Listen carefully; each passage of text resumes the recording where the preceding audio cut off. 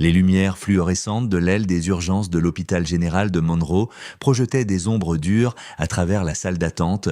Devin Phelps était assis le dos droit, son fils de 6 ans, Lucas, blotti contre sa poitrine. La respiration du garçon était laborieuse. Chaque inspiration, un effort qui faisait se crisper imperceptiblement la mâchoire de Devin. Sa femme, Constance, faisait les 100 pas près du bureau des admissions, son téléphone pressé contre l'oreille, parlant à voix basse et urgente. « Papa est en route », dit-elle en revenant vers eux. Son visage était marqué par l'inquiétude, du mascara étalé au coin de ses yeux. Il a dit qu'il connaissait l'administrateur de l'hôpital. Il peut aider à ce que Lucas soit vu plus vite. Devin hocha la tête une fois, sa main d'écrivant de l'encercle sur le dos de Lucas. Le garçon s'était effondré pendant l'entraînement de football, se tenant la poitrine.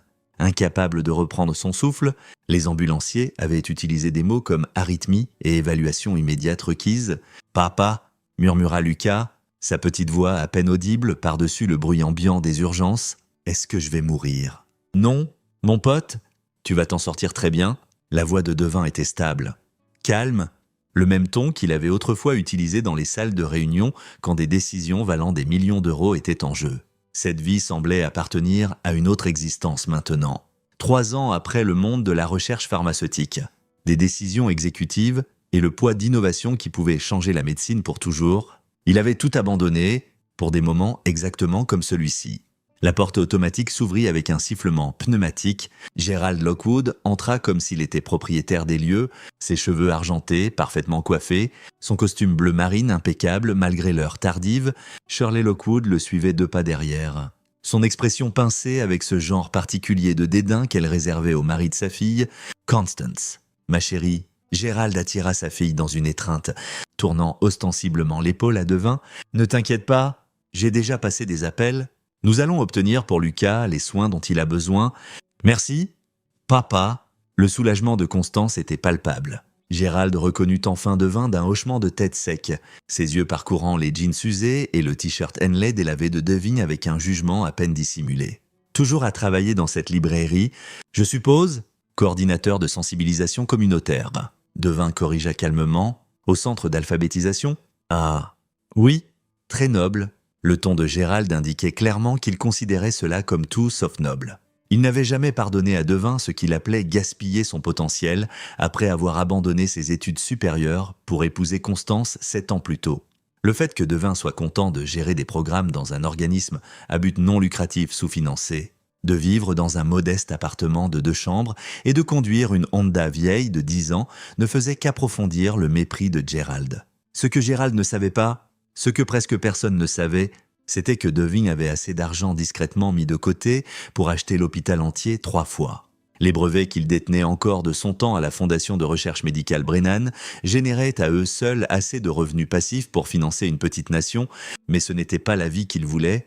Plus maintenant, une infirmière s'approcha, un porte-bloc à la main. « Phelps, nous sommes prêts pour Lucas. » Devin se leva avec fluidité, Lucas dans les bras, mais Gerald les intercepta. « Je m'en occupe à partir d'ici. J'ai une relation avec le docteur Wilkinson, le chef de cardiologie. Il me doit une faveur, Gerald. Ce n'est pas nécessaire. » Devin commença. « Sotisis, c'est mon petit-fils. Je vais m'assurer qu'il reçoive des soins appropriés. » L'implication de Gerald était claire, des soins que Devin ne pouvait pas fournir ou se permettre.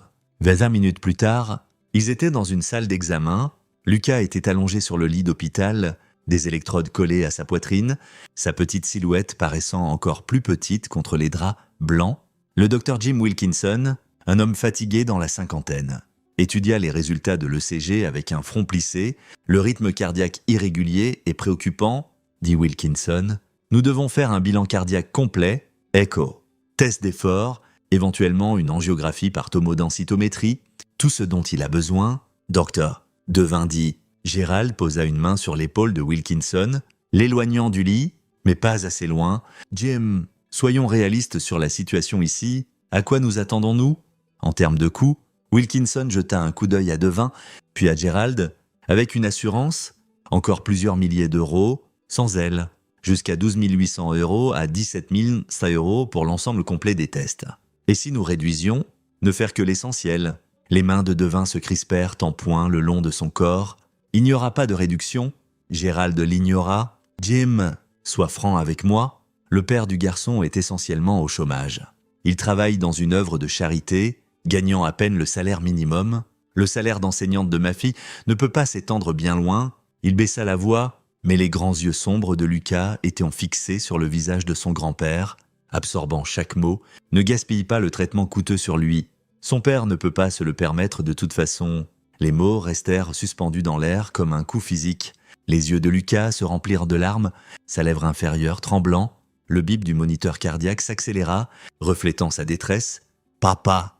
Devin se déplaça instantanément, traversant la pièce pour prendre la petite main de son fils dans la sienne. La rage brûlant dans sa poitrine était une chose blanche et chaude. Mais son visage resta un masque de calme. Il avait appris il y a longtemps que les hommes les plus dangereux étaient ceux qui n'élevaient jamais la voix. « Ça va, mon pote ?» murmura-t-il, son pouce caressant les jointures de Lucas. « Tout va bien aller. » Puis, de son autre main, Devin attrapa son portefeuille. Il en sortit une carte noire. « Phoenician Mate », lettres en relief. Pas de logo de banque, juste un nom et un sceau que la plupart des gens ne reconnaîtraient de pas. Il la tendit au docteur Wilkinson. « Faites tous les tests. Utilisez le meilleur équipement que vous avez. Consultez qui vous voulez. L'argent n'est pas un problème. » Wilkinson prit la carte. Ses yeux scannant le texte, son visage devint mou de choc. « C'est mon identification ?» dit simplement Devin. La main du docteur trembla légèrement. « Je dois... Excusez-moi juste un instant ?» Il se tourna et sortit rapidement de la pièce, la carte serrée dans sa main comme une relique sacrée. Gérald fronça les sourcils. C'était quoi ça? Devin ne répondit pas. Il garda son attention sur Lucas, sur la façon dont la respiration de son fils commençait à s'équilibrer alors que la panique s'apaisait. Constance s'approcha plus près. « Devin, quelle carte lui as-tu donnée ?» Avant qu'il puisse répondre, le docteur Wilkinson revint. Derrière lui se trouvait une femme en blouse blanche impeccable. Son badge d'identification indiquait Dr Emma Payne, chef de médecine. Son expression était un mélange d'étonnement et de quelque chose proche de la révérence. « M. Phelps », dit-elle, en tendant la main. « C'est un honneur. Je n'avais aucune idée que vous étiez en ville, encore moins ici à Monroe Général. » Le visage de Gérald avait commencé à perdre de sa couleur. « Je suis désolé. Qui exactement traitez-vous mon gendre comme s'il était une sorte de... » M. Lockwood. Le docteur Payne le coupa. Sa voix tranchante. « Je vous suggère de sortir, moi. Maintenant, je vous demande pardon. Avez-vous la moindre idée de qui je suis? Gerald Lockwood, promoteur immobilier, membre du conseil des donateurs de l'hôpital avec une contribution cumulative à vie d'environ 128 000 €. Elle tourna son regard vers Devin. « M. Phelps est le docteur Devin Phelps, ancien directeur de la recherche à la Fondation de recherche médicale Brennan, détenteur de 16 brevets pharmaceutiques, y compris le protocole de traitement que nous utilisons pour 90% de nos patients cardiaques, et, au cours du dernier exercice fiscal, le plus grand donateur anonyme unique dans l'histoire de cet hôpital. » Le silence qui suivit fut absolu. La bouche de Shirley s'ouvrit et se ferma sans un son. Constance fixa son mari comme si elle voyait un étranger. Le visage de Gérald était passé du rouge au blanc à un gris maladif. « La Fondation Brennan a doté notre aile de cardiologie, » continua le docteur Payne, sa voix prenant un tranchant de rasoir. « Sous la direction du docteur Phelps, ils ont financé des recherches qui ont sauvé d'innombrables vies, y compris les protocoles d'arythmie que nous utiliserons sur votre petit-fils. Et vous avez suggéré que nous lui fournissions des soins de qualité inférieure ?» La petite voix de Lucas coupa la tension. « Papa, tu es un docteur ?» L'expression de Devin s'adoucit en regardant son fils. « Je l'étais, mon pote, il y a longtemps. Mais pourquoi ne l'as-tu pas ?» La voix de Constance se brisa. « Parce que ça n'avait pas d'importance ?» La voix de Devin était douce mais ferme. Rien de tout cela n'avait autant d'importance que d'être à la maison pour le dîner, être au match de football de Lucas, lire des histoires au coucher. Il regarda sa femme, à la confusion et à la douleur dans ses yeux. « Je suis désolé de ne pas t'avoir tout dit. Mais je n'ai jamais menti. Je voulais juste une vie différente. » Le docteur Payne s'éclaircit la gorge. « J'ai déjà assemblé notre meilleure équipe. Le docteur Roman Hoyt, notre chef de cardiologie pédiatrique, est en route. Nous aurons Lucas dans l'unité cardiaque dans l'heure A. » Elle marqua une pause. « Tout, bien sûr, sera gratuit. C'est le moins que nous puissions faire pour quelqu'un qui a tant donné à cette institution. Ce ne sera pas nécessaire. » Commença Devin. « J'insiste. » Son ton ne tolérait aucune objection. Elle lança un regard froid à Gérald. « M. Lockwood, je crois que nous devons avoir une conversation sur votre conduite ce soir. » Dans mon bureau, immédiatement. Gérald ouvrit la bouche. puis la referma. Pour la première fois de sa vie peut-être, il n'avait pas de réponse, pas de levier, pas de moyen de tourner cela à son avantage. Alors que le Dr Payne escortait les Lockwood hors de la pièce, Shirley lança à Devi un regard de pur venin. Gérald ne dit rien, mais le muscle qui tressautait dans sa mâchoire en disait long. Constance s'effondra dans la chaise à côté du lit de Lucas. 3 ans que nous vivons dans cet appartement, que nous conduisons cette voiture, que nous écoutons mes parents. Elle rit, mais il n'y avait aucun humour dedans. Quoi? Parce qu'être riche ne fait pas de toi un bon père, dit Devin calmement. Être présent le fait, être là. Cela requérait d'abandonner la fondation, la pression, les semaines de 70 heures. Je vous ai choisi, je choisirai la même chose 1000 fois. La petite voix de Lucas tira sur la manche de son père. Est-ce que je vais vraiment aller bien? Devin écarta les cheveux du front de son fils. Tu vas être plus que bien, tu vas être parfait. Mais même en le disant, même alors que Constance tendait la main pour prendre la sienne et la serrait fort. L'esprit de Devin travaillait déjà. Il avait passé 3 ans loin du monde du pouvoir et de l'influence. 3 ans à croire que le mépris de Gérald était quelque chose qu'il pouvait endurer pour le bien de sa femme et de la paix familiale. Gérald venait de franchir une ligne qui ne pouvait pas être effacée. Il avait effrayé Lucas, il avait humilié Devin devant son fils. Pire encore, il avait suggéré que son propre petit-fils reçoive des soins médicaux inadéquats en raison du statut financier perçu de son père. Certaines choses requéraient une réponse, pas la violence, pas une vengeance grossière, mais quelque chose de bien plus permanent. Gérald Lockwood venait de choisir un combat avec le mauvais homme. Il ne le savait pas encore. L'unité cardiaque de Monroe General fonctionnait avec l'efficacité fluide d'une montre suisse, et dans les 72 heures suivant l'admission de Lucas, Devin regarda son fils se transformer d'un enfant effrayé et essoufflé en un qui courait en riant dans les couloirs quand les infirmières ne regardaient pas. Le diagnostic était une tachycardie supraventriculaire, gérable avec des médicaments et un suivi régulier. Effrayant, mais pas mortel avec des soins appropriés. Le docteur Romanoit avait été exceptionnel. Son attitude avec Lucas, à parts égales, professionnelle et chaleureuse. Il va vivre une vie complètement normale, les avait-il assurés lors de la réunion de sortie. Il pourrait avoir besoin d'une petite procédure quand il sera plus vieux pour corriger le chemin. Mais c'est dans des années, pour l'instant, des médicaments et des contrôles réguliers. Constance avait à peine quitté le chevet de Lucas, dormant dans le fauteuil inconfortable de l'hôpital, sa main toujours à portée de leur fils. Elle et Devin avaient peu parlé au-delà de la logistique des soins de Lucas. La révélation de son passé planait entre eux comme un rideau que ni l'un ni l'autre ne savait tout à fait comment tirer. Gérald et Shirley n'étaient pas revenus à l'hôpital. Pas une fois, le matin de la sortie de Lucas, alors que Devin signait les derniers de leurs papiers au poste des infirmières, son téléphone vibra avec un texto d'un numéro inconnu. « Nous devons parler. Le Meridian Club. Ce soir à 20h. JL. Le Meridian Club. Bien sûr, le sanctuaire de Gérald. Un établissement privé où l'élite de la ville se rassemblait pour conclure des affaires et exercer leur influence autour de scotch de 30 ans et de cigares cubains.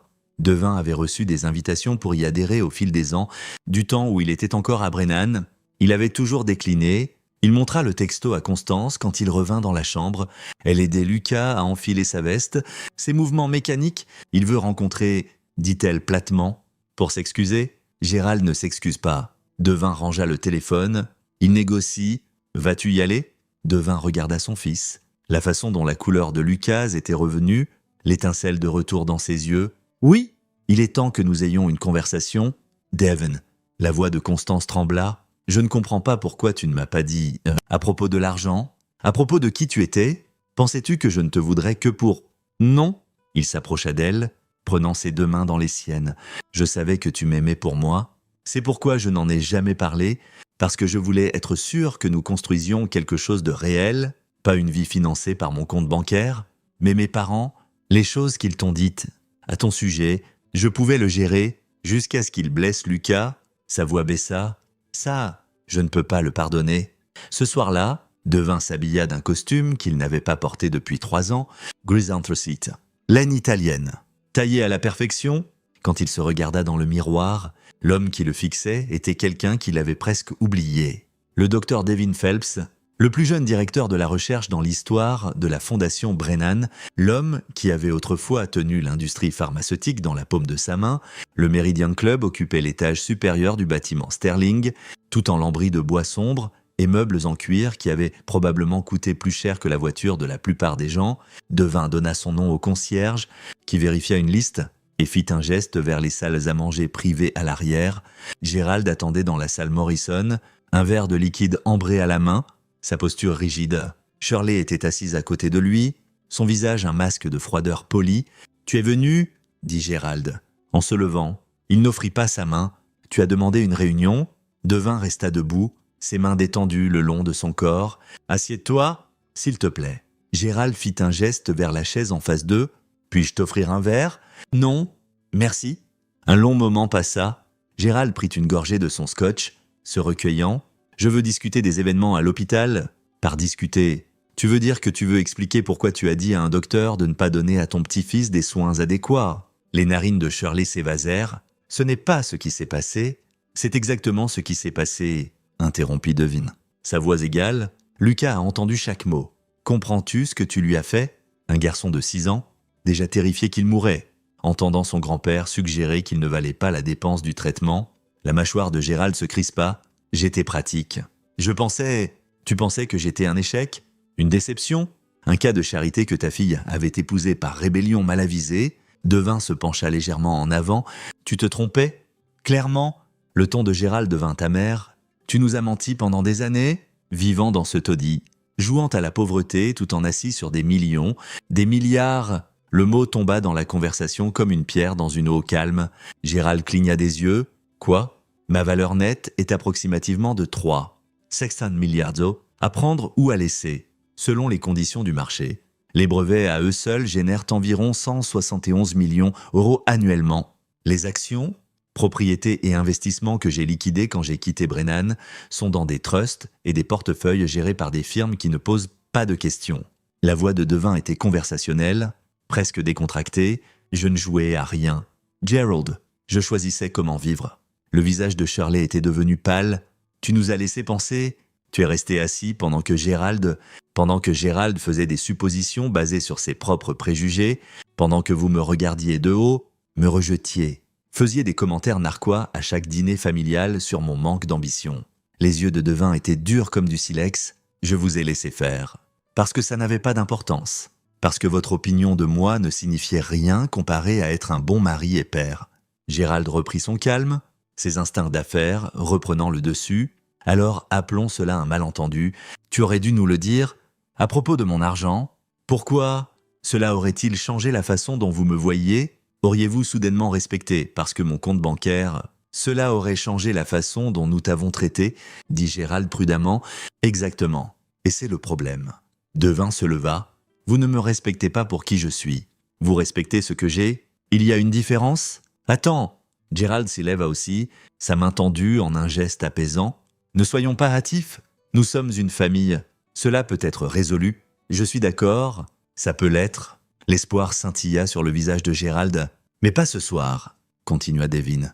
Ce soir, je rentre chez moi auprès de mon fils. Le fils que tu as suggéré qui ne valait pas la peine d'être traité correctement, je vais lui raconter une histoire et le border et remercier Dieu qu'il soit en bonne santé. Et puis je vais réfléchir très attentivement à ce qui vient ensuite. Devin, sûrement 10, sa voix tendue. Nous sommes les parents de Constance. Tu ne peux pas juste... Je ne vous fais rien. Pas encore. Il se dirigea vers la porte, puis s'arrêta.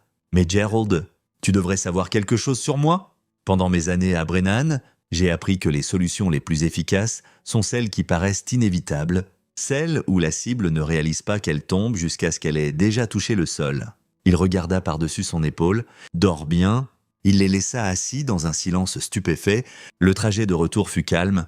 Les lumières de la ville défilant devant les fenêtres de la voiture louée, l'esprit de Devin travaillait déjà sur des possibilités, des connexions, des points de levier. Gerald Lockwood avait bâti son empire sur le développement immobilier, des centres commerciaux, des complexes d'appartements, des développements mixtes à travers la zone métropolitaine. Il était réussi, influent et profondément endetté. Les hommes comme Gerald l'étaient toujours. Quand Devin arriva à la maison, l'appartement était sombre sauf pour une lampe dans le salon. Constance était assise sur le canapé, un verre de vin intact sur la table à côté d'elle. « Comment ça s'est passé ?» demanda-t-elle. À peu près comme prévu, il desserra sa cravate, s'assit à côté d'elle. Il voulait lisser les choses. Et je ne suis pas intéressé par du lisse. Plus maintenant. Constance se tourna pour lui faire face pleinement. Devon. Ce sont mes parents, mon père et... Il est difficile. Je sais. Mais c'est encore mon père? Il a humilié notre fils? Je sais, et je suis en colère. Moi aussi, mais qu'est-ce que tu prévois de faire? Les couper. Ça ne fera que me blesser moi et Lucas. Je ne vais pas les couper. Devin prit sa main, mais je vais m'assurer qu'ils comprennent qu'il y a des conséquences à leurs actions. Que traiter les gens comme jetables à des coups, ça sonne menaçant. Ce ne l'est pas, c'est juste équitable. Elle étudia son visage pendant un long moment. Tu n'es pas l'homme que je pensais avoir épousé. Je suis exactement l'homme que tu as épousé. Juste avec un CV plus complet. Un fantôme de sourire toucha ses lèvres.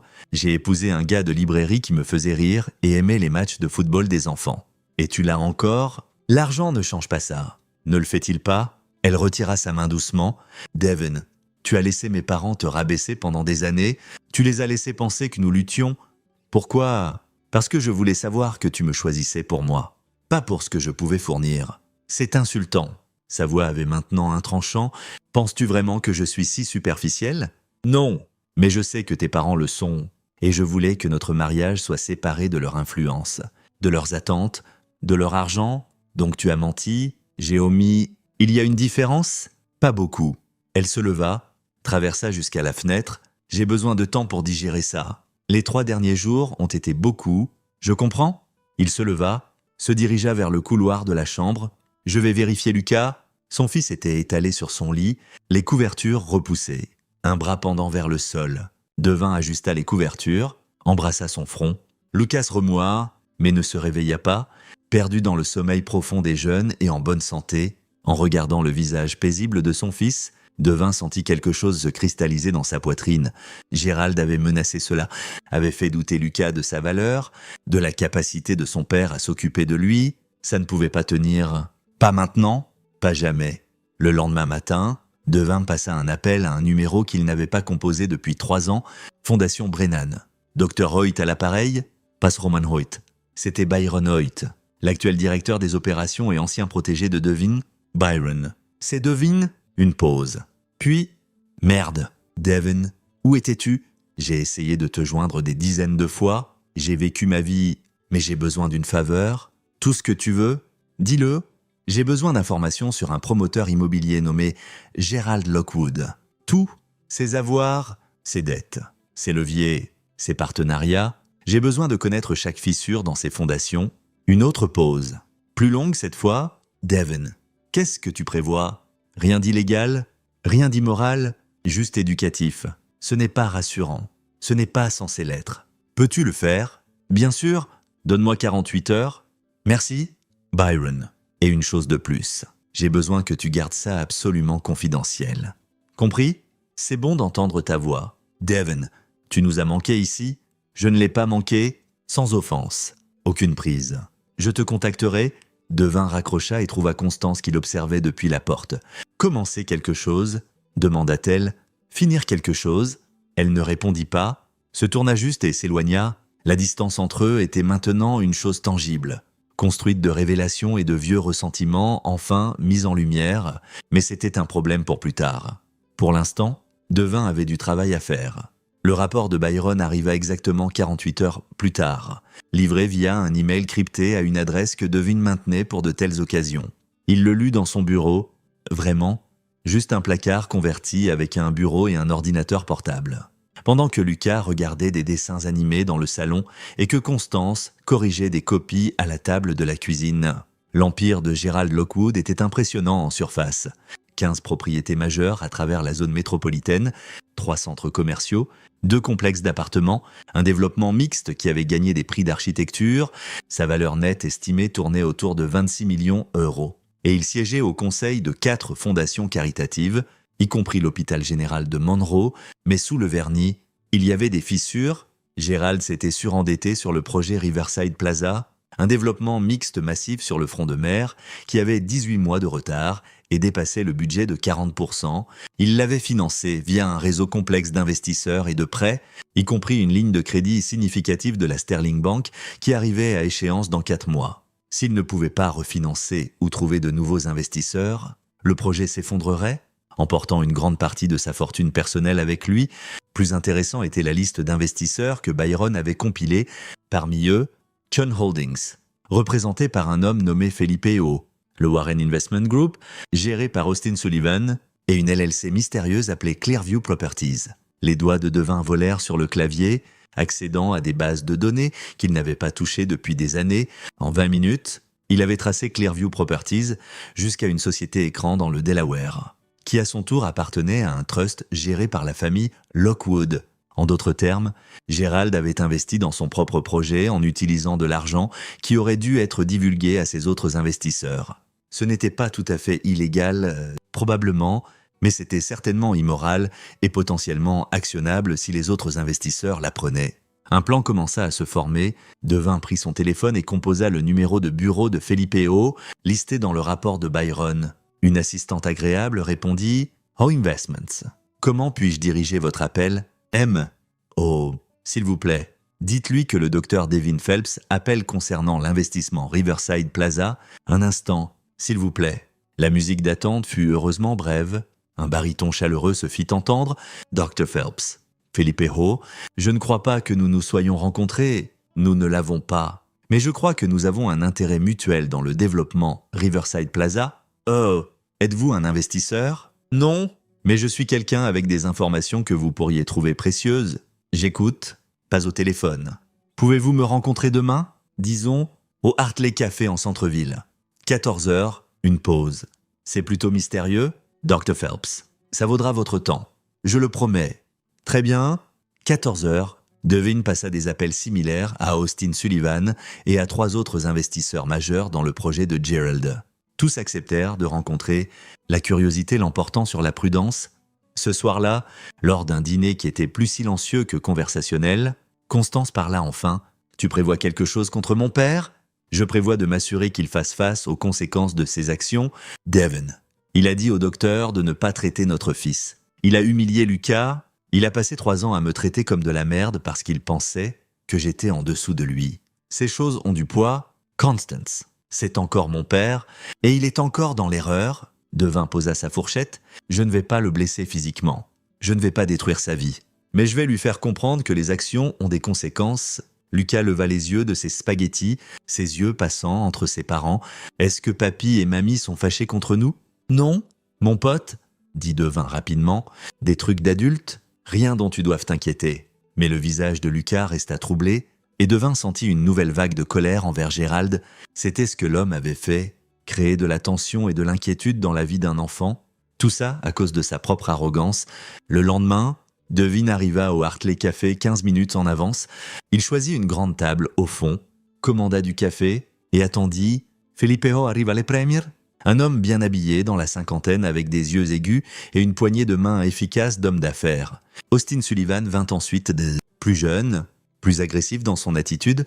Les autres suivirent rapidement. Owen Quinn de Quinn Capital, Larry Pena représentant le Pena Family Trust, et Bill Dunlap de Dunlap Holdings. « Messieurs, dit Devin une fois qu'ils furent tous assis, merci d'être venus, j'irai droit au but. Vous êtes tous investis dans le projet Riverside Plaza de Gerald Lockwood, parmi d'autres investissements ? Oui, dit O prudemment. Pourquoi ? Parce que je crois que M. Lockwood n'a pas été entièrement transparent sur son enjeu personnel dans le succès du projet ou sa position financière plus largement. Cela attira leur attention. Sullivan se pencha en avant, expliquait. Devin distribua des dossiers qu'il avait préparés, chacun contenant des informations soigneusement caviardées mais légalement obtenues sur la structure de financement de Gerald. Clearview Properties, l'un des investisseurs listés, est en fait une société écran contrôlée par le Lockwood Family Trust. Gerald a, en effet, investi son propre argent tout en paraissant avoir un soutien extérieur. C'est Quinn dont le visage rougit. C'est de la fraude. C'est flou, corrigea Devin. Potentiellement actionnable en justice civile, mais pas criminelle. Ce qui est plus préoccupant, c'est sa position financière. Le projet dépasse significativement le budget et est en retard. La ligne de crédit de Gerald avec la Sterling Bank arrive à échéance dans 4 mois, et il n'a pas la liquidité pour la couvrir sans vendre des actifs. Des actifs qui sont actuellement sous l'eau en valeur. Pena retira ses lunettes de lecture, son expression sombre. « Pourquoi nous dites-vous cela ? Parce que je pense que vous méritez de connaître la vérité avant d'engager plus de ressources dans un navire qui coule. » « Et quel était votre intérêt dans tout ça ?» demanda Dunlap. « Pardonnez-moi, Dr. Phelps, mais ça semble personnel. Céleste, Gerald Lockwood est mon beau-père, et il a récemment démontré un profond manque de caractère que je ne peux ignorer. Mes motivations personnelles mises à part, tout dans ces dossiers est factuel. Vérifiez-le vous-même, j'attendrai. Les 5 hommes échangèrent des regards. Sullivan était déjà au téléphone, présumablement appelant son équipe de recherche, au feuilleta les documents avec une préoccupation croissante, 20 minutes d'appels téléphoniques calmes et de consultations chuchotées plus tard. Opposa son téléphone et regarda Devigne. Ces informations tiennent de la route. Certaines, nous les savions, mais la connexion Clearview, c'est nouveau et troublant. Que voulez-vous de nous ? Demanda Quinn sans détour. Rien, sauf que vous preniez des décisions informées sur vos investissements. Si vous choisissez de continuer à soutenir le projet Riverside, c'est votre prérogative. Si vous choisissez de retirer le financement ou d'exiger de meilleurs termes, c'est aussi votre choix. Je fournis simplement des informations qui se trouvent à saper Gerald Lockwood. Observa pena. Des informations qu'il aurait dû divulguer lui-même contre Cara Devin. Je ne crée pas de problème pour lui. J'illumine ceux qui existent, déjà. Sullivan se leva abruptement. J'ai besoin de consulter mes partenaires. Dr. Phelps, cela a été éclairant. Nous contacterons Lockwood directement. Les autres firent écho à des sentiments similaires. En 10 minutes, la table s'était vidée, laissant Devin seul avec son café refroidissant. Étape 1. Accomplie. Au cours de la semaine suivante, le téléphone de Gerald commença à sonner avec une fréquence croissante. Ses investisseurs voulaient des réunions, des réévaluations, de nouveaux termes. Le groupe d'Austin Sullivan retira entièrement son financement, laissant un trou de 6 millions € dans les finances du projet. Felipeo exigea un siège au comité de surveillance du projet et une transparence totale sur toutes les dépenses à l'avenir. Gerald, à son crédit, essaya de naviguer la tempête. Il refinança où il put. Fit des promesses sur des ajustements de calendrier, assura tout le monde que le projet livrerait, mais la confiance avait disparu. Les fissures apparaissaient, et puis Devin fit son deuxième mouvement. Il contacta le Dr Emma Payne à Monroe General, Dr Phelps. Elle l'accueillit chaleureusement quand il arriva à son bureau. « À quoi dois-je ce plaisir ? Je voulais discuter du conseil des donateurs de l'hôpital, spécifiquement la position de Gerald Lockwood sur celui-ci. Son expression se refroidit légèrement. Après l'incident aux urgences, j'ai parlé avec M. Lockwood de sa conduite. Il n'était pas repentant. Je ne suis pas surpris. Emma, je vais être franc avec vous. Gerald siège à ce conseil à cause de ses dons et de sa réputation, mais sa réputation est sur le point de prendre un coup significatif. Son projet de développement principal échoue, plusieurs de ses investisseurs sautent du bateau et sa position financière est précaire. Je vois, elle joignit ses doigts. Et vous me dites cela parce que je pense que l'hôpital devrait être préparé pour quand ces dons se tariront. Et parce que j'aimerais augmenter mes propres contributions à l'hôpital, avec un focus spécifique sur le département de cardiologie pédiatrique.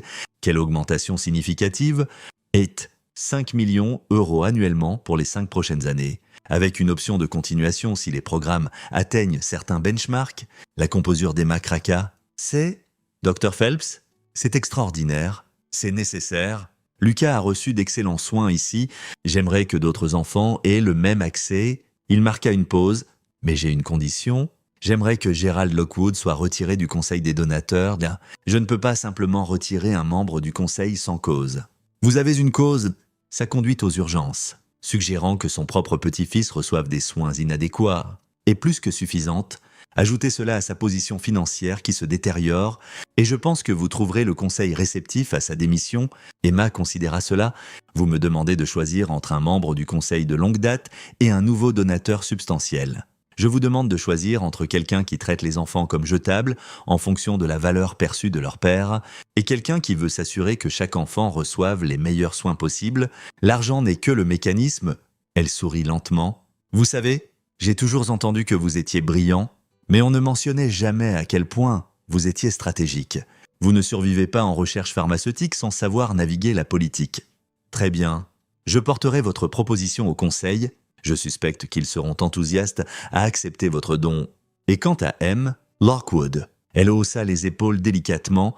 Ces choses ont une façon de se résoudre d'elles-mêmes. 2 semaines plus tard, Gerald reçut une lettre formelle de l'hôpital général de Monroe, le remerciant pour ses années de service et l'informant qu'en raison d'une restructuration du conseil des donateurs, Son siège ne serait pas renouvelé pour le terme à venir, c'était formulé poliment, mais le message était clair, il était dehors. Devin l'apprit de Constance, qui avait reçu un appel furieux de sa mère. « Mon père est convaincu que tu es derrière tout ça », dit-elle, sa voix tendue. Derrière tout, les investisseurs qui se retirent, l'hôpital, tout. « Le suis-je » demanda Devin doucement. « Ne joue pas avec moi. L'es-tu » Il rencontra ses yeux fermement. « J'ai fourni des informations factuelles à des gens qui méritent de les avoir. Ce qu'ils ont fait avec ces informations était leur choix. Ce n'est pas une réponse. Si ça l'est, » il s'approcha plus près. « Constance, ton père a fait douter Lucas de sa valeur. Il l'a humilié devant des docteurs, a suggéré qu'il ne valait pas un traitement approprié. Je ne laisserai pas ça passer. Je ne peux pas. Donc tu détruis les affaires de mon père. Je ne détruis rien. Je permets que des conséquences se produisent. Il y a une différence. » Elle se détourna de lui, les bras croisés. « Je ne te connais même plus. Tu me connais? Tu en sais juste plus sur moi maintenant. Plus que tu as choisi de cacher, pour protéger ce que nous avions, pour le garder pur. Et regarde comme ça a bien marché. » L'amertume dans sa voix était tranchante. « Mon père perd son entreprise. Ma mère me parle à peine. Et mon mari, l'homme que je pensais connaître, s'avère être une sorte de justicier milliardaire. Ce n'est pas juste. Juste, tu veux parler de juste ?» Elle se tourna vers lui. « Tu m'as laissé m'inquiéter de l'argent pendant 3 ans, laisser retirer notre budget, découper des coupons, me tracasser sur si nous pouvions nous permettre un meilleur appartement, tout ça pendant que tu avais des milliards en banque. J'essayais de nous donner une vie normale. Normale. Il n'y a rien de normal là-dedans. À propos de toi, orchestrant la chute de mon père depuis les ombres, Metpixenomondalia. » Elle attrapa son sac. « J'ai besoin d'aller chez mes parents. Lucas est chez ma sœur. Je le prendrai là-bas. Constance. J'ai besoin d'espace. Devin. Du temps pour réfléchir. » Elle partit sans regarder en arrière, la porte se fermant avec un clic calme qui semblait bien plus final qu'un claquement. Devin se tenait seul dans l'appartement, entouré du mobilier modeste et de la décoration humble qu'il avait choisie spécifiquement pour cultiver une existence plus simple. Tout cela semblait creux maintenant. Son téléphone vibra. « Un texto de Byron. J'ai entendu pour le conseil de l'hôpital. Subtil. Combien plus prévois-tu » Devin répondit « Autant que nécessaire. Il a blessé mon fils ? Ça requiert un paiement. Fais attention, la vengeance a une façon de consumer la personne qui la cherche.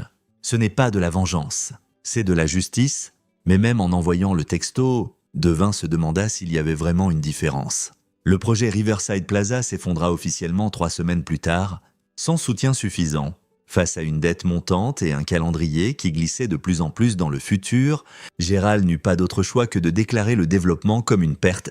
Ses investisseurs, déjà méfiants, se retirèrent entièrement. La structure à moitié finie se tenait sur le front de mer comme un monument à l'échec, ses poutres d'acier exposées et ses sols en béton vides, un rappel stark que même les puissants pouvaient tomber. Gérald perdit approximativement 15 millions € dans l'effondrement. Il fut forcé de liquider plusieurs propriétés pour couvrir ses obligations, y compris la maison de vacances à Aspen, et une portion significative de son portefeuille d'actions. Il n'était pas dans la misère, loin de là, mais il était blessé. Sa réputation ternie, son arrogance disparue, Shirley appelait Constance quotidiennement. Sa voix un mélange de larmes et d'accusations. « Ton mari a fait ça, il détruit notre famille. » Constance, à son crédit, ne défendit aucun côté. Elle emmena Lucas visiter ses grands-parents, maintint sa distance avec Devin et se jeta dans son travail avec une intensité qui parlait d'évitement. Devin, pendant ce temps, continua sa campagne avec une précision chirurgicale.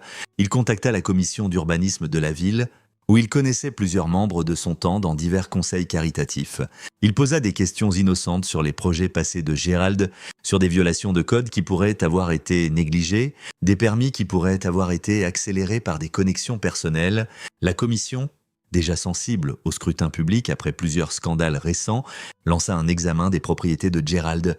Ils trouvèrent de nombreuses violations, rien d'énorme, mais assez pour imposer des amendes et exiger des rénovations qui coûteraient des centaines de milliers d'euros. Il contacta les journalistes d'affaires du principal journal de la ville, offrant des informations en arrière-plan profond, strictement off the record, sur l'échec de Riverside et les irrégularités financières qui y avaient contribué.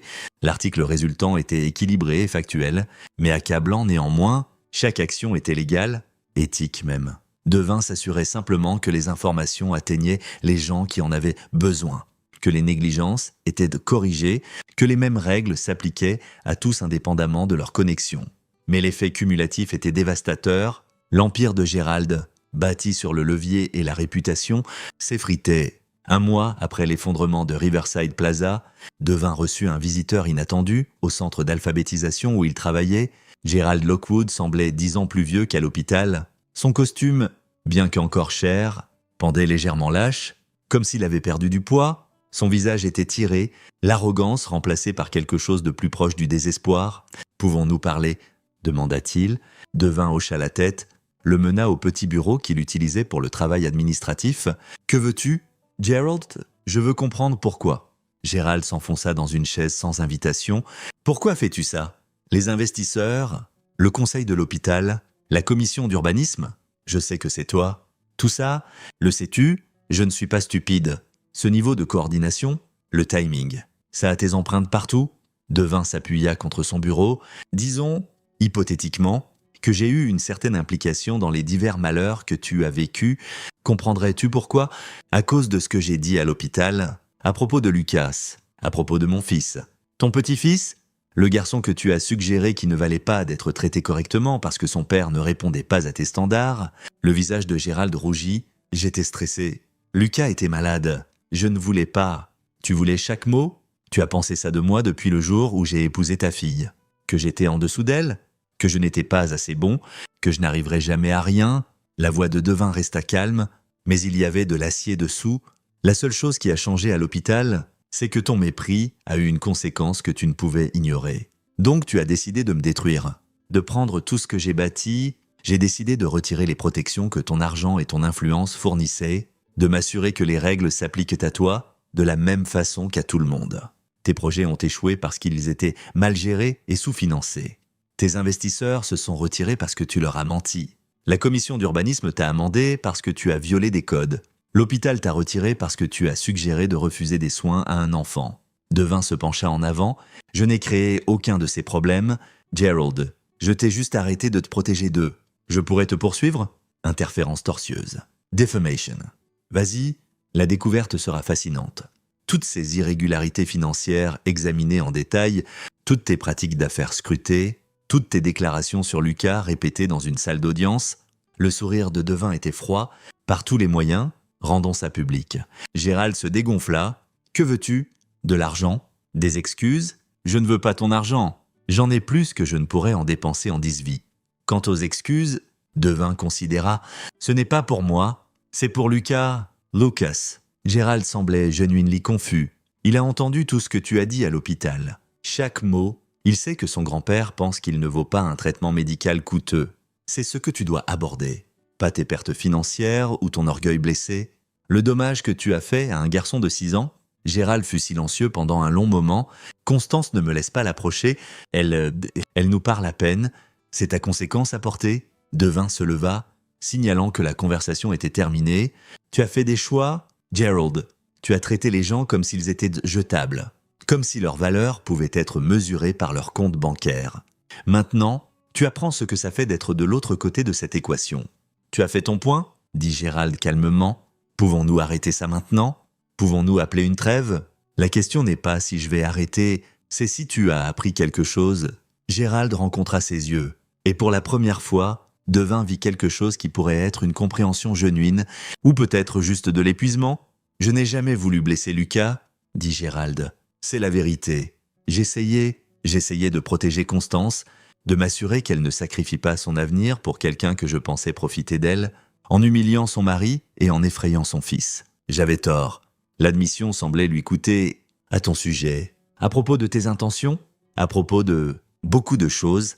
Oui, tu avais tort. » Gérald se leva lentement. « Que faudrait-il pour que tu considères ça fini ? Pour que nous avancions ?»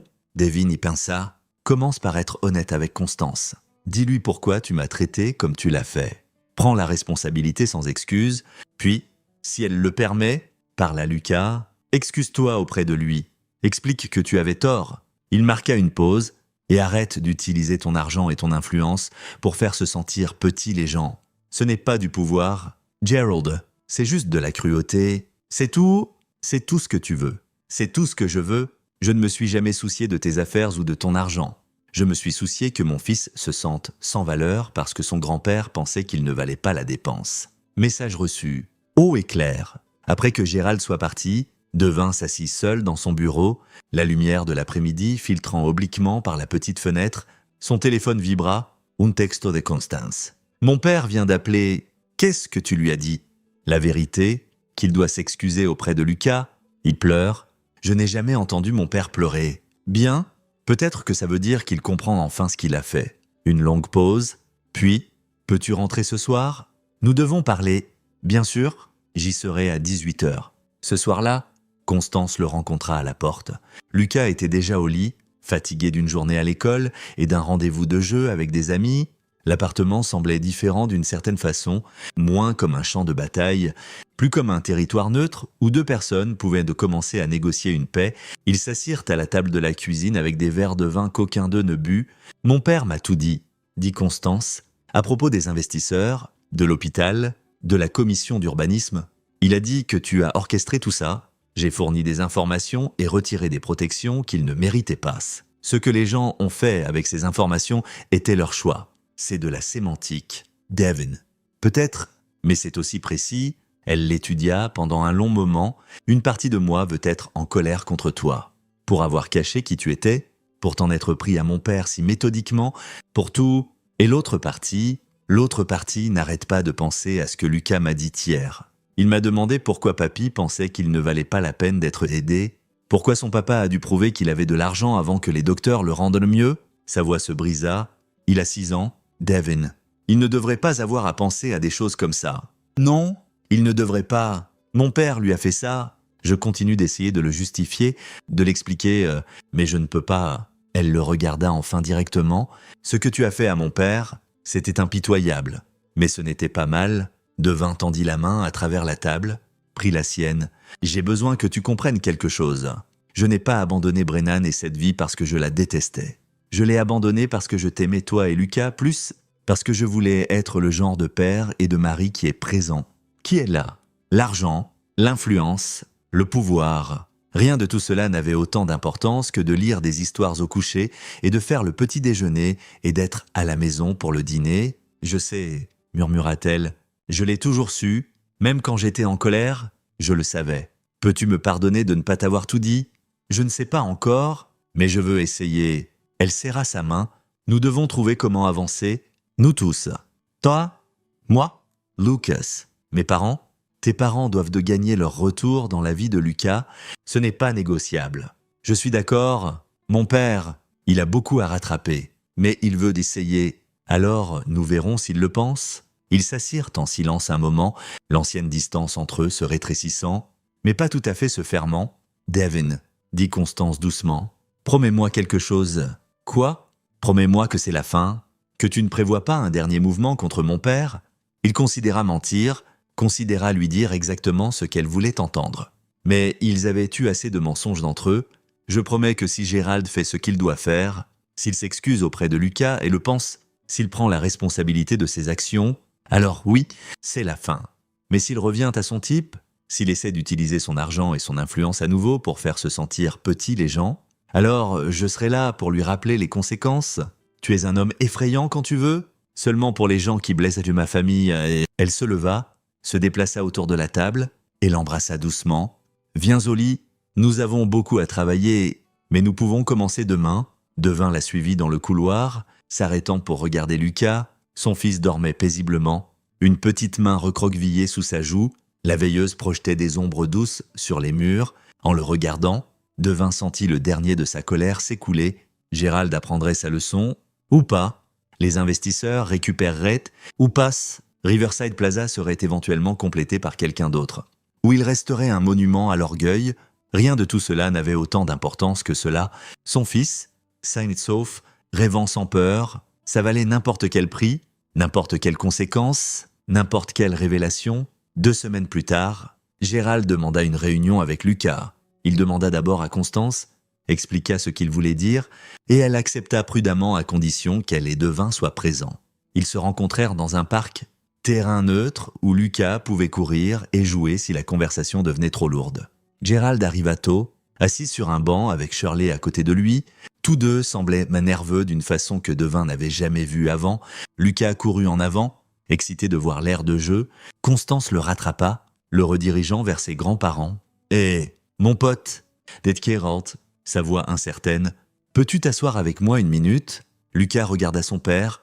Devin hocha la tête. « C'est ok. » Le garçon grimpa sur le banc, entre ses grands-parents, ses petites jambes se balançant au-dessus du sol. Gérald s'éclaircit la gorge. « Lucas, j'ai besoin de m'excuser auprès de toi pour ce que j'ai dit à l'hôpital. » Lucas devint sérieux. « À propos de moi, ne valant pas le traitement coûteux. »« Oui, c'était mal de ma part. »« Très mal. Tu vaux tout, mon pote, tout ce qu'il y a de bon dans le monde, et je suis tellement désolé de t'avoir fait sentir que tu ne le valais pas. » « Pourquoi l'as-tu dit alors ?» C'était une question d'enfant, directe et sans compromis. Gérald lutta un moment, puis dit « Parce que j'étais stupide, je pensais que je savais tout, que j'étais plus intelligent que je ne l'étais vraiment. Et je t'ai blessé à cause de ça. C'est sur moi, pas sur toi, jamais sur toi. Papa dit que tu ne l'aimais pas parce qu'il ne gagne pas beaucoup d'argent. Papa avait raison, je l'ai jugé pour les mauvaises raisons. Je pensais que l'argent rendait les gens importants, les rendait dignes, mais j'avais tort là-dessus aussi. » Lucas considéra cela avec le sérieux que seuls les enfants peuvent avoir. « Papa est important. Il me lit des histoires et me fait rire. Tu as absolument raison. Ton papa est l'une des personnes les plus importantes au monde. Spécialement pour toi, et j'aurais dû voir ça dès le début. Ok. » Lucas sauta du banc. « Puis-je aller jouer maintenant ?» Les adultes échangèrent des regards, la désinvolture du pardon d'enfance. Donner et passer à autre chose en un instant. « Bien sûr, mon pote !» dit Gérald, sa voix épaisse. Lucas courut vers les balançoires. Shirley tamponna ses yeux avec un mouchoir. « C'est tout ?» murmura-t-elle. « Est-ce qu'il nous pardonne ?» Il a 6 ans. Dit Constance, il ne garde pas rancune. Mais vous devrez regagner sa confiance avec le temps. Gerald s'élève, se tourna pour faire face à Devin. « Merci d'avoir permis ça. Remercie Constance. C'est elle qui a accepté. Je veux que tu saches. J'ai passé le dernier mois à penser à tout ce qui s'est passé, les affaires, l'argent, perdre le projet Riverside. Tout ça, la voix de Gérald était stable maintenant, plus âgée peut-être, mais plus genuine que Devin ne l'avait jamais entendu.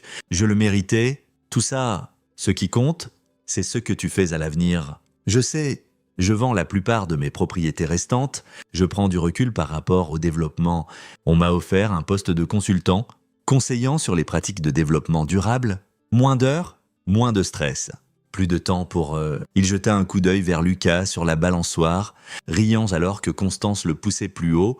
Pour ce qui compte, Shirley parla pour la première fois. Nous aimerions faire partie de la vie de Lucas, si vous le permettez, pas de conditions. Pas de jugement, juste des grands-parents, si c'est possible. Devin regarda Constance, qui fit un petit hochement de tête. C'est possible, dit Devin. Mais comprenez que c'est un nouveau début, les anciennes dynamiques, les anciennes suppositions, elles sont finies. Si vous recommencez à nous traiter comme avant, nous en aurons fini, nous comprenons, dit Geralt, et nous ferons mieux, je le promets. Les promesses étaient faciles à faire, les vivres étaient plus durs, mais en regardant le visage de Gérald, au remords genuine là, Devin pensa peut-être, juste peut-être, l'homme avait appris quelque chose après tout. Au cours des mois suivants, une paix tentative se développa.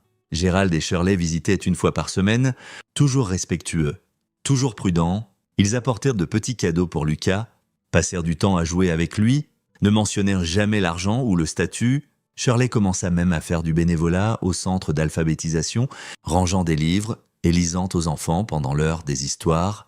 Constance se réchauffa progressivement en verre de vin, les murs entre eux tombant brique par brique.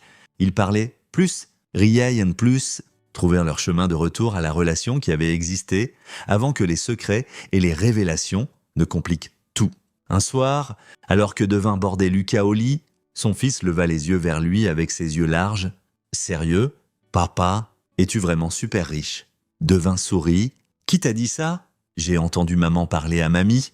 Elle a dit que tu as des milliards d'euros. Je le suis, mais l'argent ne rend pas quelqu'un super. Ça rend juste quelqu'un avec de l'argent. Alors qu'est-ce qui rend quelqu'un super ? Devin y pensa. Être là pour les gens que tu aimes, défendre ce qui est juste, rendre le monde un peu meilleur que tu ne l'as trouvé. Es-tu super, papa ? J'essaye de l'être. Chaque jour, Lucas bâilla, ses yeux se fermant. Je pense que tu l'es. Devin embrassa son front. éteignit la lumière et sortit dans le couloir où Constance attendait. « Bonne journée ?» demanda-t-elle. « La meilleure journée » répondit-il, et le pensait, parce que, en fin de compte, c'était ce qui comptait. Pas l'argent dans des comptes offshore ou les brevets générant des revenus passifs. Ou le pouvoir de défaire l'empire d'un homme avec quelques appels téléphoniques bien placés. Ce qui comptait était cela. Un fils en bonne santé, une femme aimante, une chance de construire une vie basée sur la présence plutôt que sur le prestige. Tout le reste était juste du bruit. 3 mois après l'incident de l'hôpital, Devine reçut un email de Byron à la Fondation Brennan. « Réunion du conseil la semaine prochaine. Ils te veulent de retour comme directeur de l'innovation. Pas de tâches admin, juste de la recherche pure. Nomme ton salaire. Nomme tes conditions. Tu leur manques ? Devon. Nous tous. » Devin le lut 2 fois, puis le transféra à Constance. Sa réponse vint 5 minutes plus tard. « Que veux-tu faire ?» Il pensa à l'offre, à retourner au monde de la recherche pharmaceutique, des innovations qui pouvaient sauver des vies, du travail qui avait un sens au-delà du personnel. Puis il pensa au match de football de Lucas ce week-end, au club de lecture qu'il commençait au centre d'alphabétisation, au plaisir simple d'être à la maison quand sa famille avait besoin de lui. Il tapa sa réponse à Byron. « Merci, mais non, je suis exactement où j'ai besoin d'être. » Et il l'était 6 mois plus tard. L'hôpital général de Monroe tint une cérémonie de dédicace pour la nouvelle aile de cardiologie pédiatrique Devin Phelps. Devin avait essayé de garder son don anonyme, mais le docteur Emma Payne avait insisté sur la reconnaissance. « Tu ne peux pas te cacher pour toujours », lui dit-elle. Et les familles qui bénéficient de cette aile méritent de savoir qui l'a rendue possible. La cérémonie fut petite, intime, mais famille, amis proches. Personnel de l'hôpital, Lucas coupa le ruban, ses petites mains naines par les ciseaux surdimensionnés, son visage brillant d'excitation. « C'est à cause que j'étais malade ?» demanda-t-il après. « C'est parce que chaque enfant mérite les mêmes excellents soins que tu as eus, » expliqua Devin. Pour qu'aucune famille n'ait à s'inquiéter de si elle peut se permettre de rendre son enfant en bonne santé, Gérald et Shirley se tenaient au fond de la foule, applaudissant poliment. Ils avaient été constants dans leur comportement au cours des derniers mois, respectueux, engagés, essayant genuinely de reconstruire la confiance. Ça marchait, lentement mais sûrement. Après la cérémonie, alors que les invités se mélangeaient autour de café et de pâtisserie, Gérald approcha Devin. « C'est une chose merveilleuse que tu as faite, » dit-il. « Cette aile aidera beaucoup de familles. C'est l'idée. J'ai pensé à notre conversation, celle au centre d'alphabétisation. » Gérald bougea son poids, mal à l'aise. « Tu as dit que je maniais mon argent comme une arme, l'utiliser pour faire se sentir petits les gens. Je l'ai dit, tu avais raison. Je t'ai fait ça pendant des années. T'ai fait sentir que tu n'étais pas assez bon parce que tu as choisi un chemin différent. » Il marqua une pause. « J'essaye de faire mieux, avec Constance, avec Lucas, avec Shirley, avec tout le monde. Je l'ai remarqué. Je n'aurai jamais ton argent. Devon. L'échec de Riverside. Les liquidations. Je suis à l'aise, mais je ne suis plus riche. Pas comme je l'étais. L'argent est surévalué. » Gérald rit. Un son genuine. Venant d'un milliardaire, c'est riche. Venant de quelqu'un qui a abandonné la carrière qui l'a rendu milliardaire, c'est juste honnête. Devin jeta un coup d'œil vers où Lucas montrait à Constance la plaque avec le nom de son père dessus. « J'ai passé 3 ans à prétendre être quelqu'un avec moins. Tu as passé des décennies à prétendre être quelqu'un avec plus. Nous nous cachions tous les deux de quelque chose. De quoi te cachais-tu ? Les attentes, la pression, l'idée que ma valeur était liée à mes accomplissements. » Devin rencontra les yeux de Gérald. « De quoi te cachais-tu » Gérald fut calme pendant un long moment. De la peur ? Que si les gens voyaient au-delà de l'argent et de l'influence, ils réaliseraient que je n'avais pas grand-chose d'autre à offrir, que je n'étais pas vraiment si impressionnant. C'est la chose la plus honnête que tu m'aies jamais dite. Probablement la chose la plus honnête que j'ai dite à quiconque. » Gérald tendit sa main. « Merci de ne pas m'avoir détruit quand tu le pouvais, de m'avoir enseigné une leçon que j'avais désespérément besoin d'apprendre. » Devin serra sa main. « Je ne voulais pas te détruire. Gerald, je voulais juste que tu comprennes que les gens ont de la valeur indépendamment de leur compte bancaire. » Message reçu, haut et clair. Alors que Gérald retournait vers où Shirley discutait avec des docteurs, Constance glissa sa main dans celle de Devin. « Ça avait l'air civil, » observa-t-elle. « Ça l'était. Ton père essaie vraiment. Je sais, c'est bizarre. Mais bizarre en bien. » Elle s'appuya contre lui. « Donc, directeur de l'innovation Devin Phelps. Ça sonne bien. Je l'ai refusé. Je sais, Byron m'a appelé hier, déçu que tu ne veuilles pas revenir. Es-tu déçu ?» Elle se tourna pour lui faire face pleinement. Pas même un peu, parce que l'homme que j'ai épousé, celui dont je suis tombée amoureuse, n'était pas le chercheur brillant ou le philanthrope riche, c'était le gars qui me faisait rire avec des jeux de mots terribles et passait des heures à construire des villes Lego élaborées avec Lucas et savait exactement quand j'avais besoin de silence et quand j'avais besoin de conversation. Ses yeux étaient brillants, c'est l'homme que je veux, le reste n'est que des détails. Des détails coûteux, bien sûr, mais des détails néanmoins. Lucas accourut, essoufflé d'excitation. « Papa, le docteur Hoyt a dit que je peux revenir la semaine prochaine et voir des enfants se faire réparer le cœur. Nous verrons. Mon pote, c'est un peu privé pour les patients. Mais je veux voir, j'avais un cœur cassé et ils l'ont réparé. » Devin prit son fils dans ses bras. « Tu avais une arythmie, pas un cœur cassé. Grosse différence. Peu importe, ils l'ont quand même réparé. Je veux les regarder réparer d'autres enfants. Peut-être quand tu seras plus grand. Pour l'instant, que dirais-tu d'une glace pour célébrer la nouvelle aile ?» Oui, Lucas pompa son poing, alors qu'ils marchaient vers le parking, Lucas entre eux tenant leurs deux mains. Devin réfléchit au voyage qui les avait amenés ici. L'incident de l'hôpital semblait de l'histoire ancienne maintenant, une crise qui avait catalysé des changements qui devaient arriver. Gérald était un homme meilleur, plus humble, plus présent, genuinely engagé avec sa famille de façon qu'il n'avait jamais été avant. Les pertes d'affaires avaient retiré l'arrogance, laissant derrière quelqu'un de plus authentique, en dessous. Shirley avait éclos en des façons inattendues, trouvant un but dans son travail bénévole et en reconstruisant sa relation avec Constance. Elle s'était excusée auprès de Devi en privé, des mois après l'incident de l'hôpital. Ses mots hésitants mais sincères, et Devin lui-même avait trouvé un équilibre qu'il n'avait pas su possible.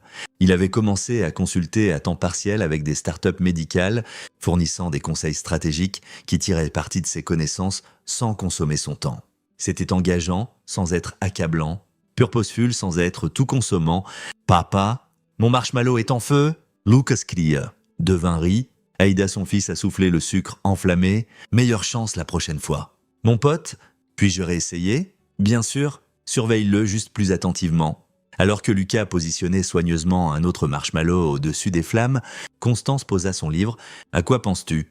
À tout ? À rien ? À quel point nous sommes chanceux ? Même après tout le drame, spécialement après le drame.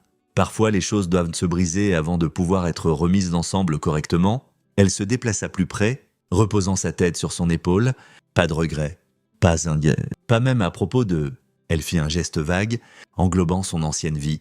La carrière qu'il avait abandonnée, spécialement pas ça. J'ai sauvé des vies à Brennan. Sûr, mais je sauve des vies maintenant. Aussi, juste de façon différente. Cette vie... Avec toi et Lucas, c'est ce pourquoi j'étais destiné. Tu deviens philosophique dans ta vieillesse. J'ai 34 ans. Comme je l'ai dit... Oh !» Ils s'assirent en silence confortable, regardant Lucas perfectionner sa technique de rôtissage de marshmallow, écoutant les sons de la forêt autour d'eux. Plus tard cette nuit-là, après que Lucas ait été bordé au lit, dans le loft de la cabine, Devin se tenait sur le porche regardant les étoiles. Le ciel ici était incroyable. Non pollué par les lumières de la ville, la Voie lactée visible comme une rivière de lumière à travers l'obscurité, il pensa à l'homme qu'il avait été 3 ans auparavant, driven, brilliant. Consumé par le travail, cet homme avait fait des choses importantes, avait fait de réelles contributions à la science médicale, mais cet homme n'avait jamais ressenti la joie pure de regarder son fils marquer son premier but au football, n'avait jamais expérimenté le contentement calme d'un dimanche matin à faire des pancakes pendant que sa femme dormait. N'avait jamais connu la satisfaction d'aider un lecteur en difficulté à trouver le bon livre et de regarder son visage s'illuminer de compréhension. L'argent, le pouvoir, le prestige, c'étaient des outils, rien de plus. Ce qui comptait était comment tu les utilisais, et si tu te rappelais que ta valeur en tant que personne n'avait rien à voir avec ta valeur nette. Gérald avait appris cette leçon de la dure façon. Devin l'avait apprise en choisissant de s'en aller avant que le travail ne le consume entièrement. La porte de la cabine s'ouvrit, Constance sortit, enveloppée dans une couverture, et vint se tenir à côté de lui. « Ne peut pas dormir ?» demanda-t-elle, juste en train de penser à propos de comment l'incident de l'hôpital était probablement la meilleure chose qui nous soit arrivée. Elle rit doucement. « Seul toi penserais qu'avoir ton fils aux urgences était une bonne chose. Pas l'urgence, ce qui est venu après. » La vérité sortant, ton père apprenant l'humilité, Nous trouvant notre chemin de retour, l'un vers l'autre, il la serra près. Tout ça, c'était nécessaire. On dirait que tu l'as planifié. Je n'ai pas planifié que Lucas tombe malade. Mais j'ai planifié comment répondre au comportement de ton père. Tu sais, pendant un moment, je pensais que tu étais allé trop loin, étais trop impitoyable. Et maintenant, je pense que tu as fait exactement ce qui devait être fait. Pas plus, pas moins. Elle leva les yeux vers lui. Tu es un bonhomme, Devin Phelps. Compliqué et parfois exaspérant. Mais bon, haute éloge. Ne laisse pas ça te monter à la tête. Ils se tinrent ensemble dans le silence de la montagne. Deux personnes qui avaient retrouvé leur chemin à travers des secrets et des révélations vers quelque chose de plus fort de l'autre côté. À l'intérieur, Lucas appela dans son sommeil un son sans mots qui pourrait avoir été un rêve ou simplement un enfant se tournant dans la nuit. Devin et Constance se tendirent tous deux, écoutant, mais le garçon se remit à une respiration calme. « Il va bien ?» murmura Constance. « Il l'est vraiment. » Et ça, en fin de compte, était tout ce qui comptait. Tout le reste, l'argent, les confrontations, le démantèlement prudent de l'empire de Gérald, les révélations et réconciliations, tout ça était juste le chemin qui menait à ce moment à une famille entière et guérissant. Sous un ciel plein d'étoiles, Devin avait été beaucoup de choses dans sa vie, chercheur, innovateur, philanthrope, stratège. Mais se tenant là sur ce porche de cabine avec sa femme dans ses bras et son fils dormant paisiblement à l'intérieur, il était exactement ce qu'il avait toujours voulu être. Il était suffisant, 5 ans plus tard. Lucas célébra son 11e anniversaire avec une fête au centre d'alphabétisation. Devin avait étendu l'installation au fil des ans, ajoutant des programmes et des ressources, la transformant d'un petit organisme à but non lucratif en un hub communautaire qui servait des milliers d'enfants et de familles. Gérald et Shirley étaient là, apportant des cadeaux qui étaient réfléchis plutôt qu'extravagants. Gérald avait pris un poste d'enseignement au collège communautaire, enseignant des cours sur l'éthique des affaires et le développement durable.